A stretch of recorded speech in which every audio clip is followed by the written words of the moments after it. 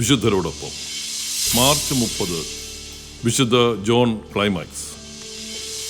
Climax അഥവാ പരിപൂർണതയിലേക്കുള്ള ഗോവണി എന്ന വിശിഷ്ട ഗ്രന്ഥത്തിൻ്റെ കർത്താവ് എന്ന നിലയിലാണ് ക്ലൈമാക്സ് എന്ന നാമധേയം ജോണിനോട് ചേർന്നത്.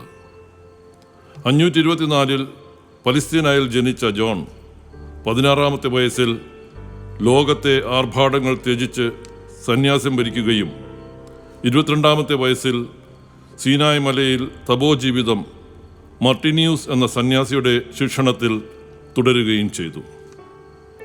അനസ്യൂതമായ പ്രാർത്ഥനയും ആത്മപരിത്യാഗവും മൗനവും എളിമയും വഴി ദൃശ്യമായ ആ ഗിരിയിൽ നിന്ന് അദൃശ്യനായ ദൈവത്തിങ്കിലേക്ക് ആത്മാവിനെ ഉയർത്തി.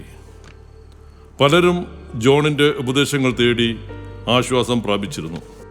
40 വർഷം പർണശാലയിൽ താമസിച്ച അദ്ദേഹം 75-ാമത്തെ വയസ്സിൽ സീനാമലയിലുള്ള സന്യാസികളുടെ ആപത്തായി തിരഞ്ഞെടുക്കപ്പെട്ടു. അനേകരുടെ ആവശ്യപ്രകാരം പരിപൂർണതയെപ്പറ്റി ഒരു ഗ്രന്ഥം എഴുതി.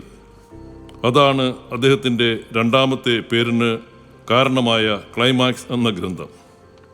സ്ഥാനമാനങ്ങൾ വ്യഗ്രചിന്തകളിലേക്ക് മനസ്സിനെ ആനയിക്കുന്നുവെന്ന് കണ്ട് മരണത്തിന് സ്വല്പം മുമ്പ് അദ്ദേഹം സ്ഥാനമൊഴിഞ്ഞു, ധ്യാന നിരതനായി.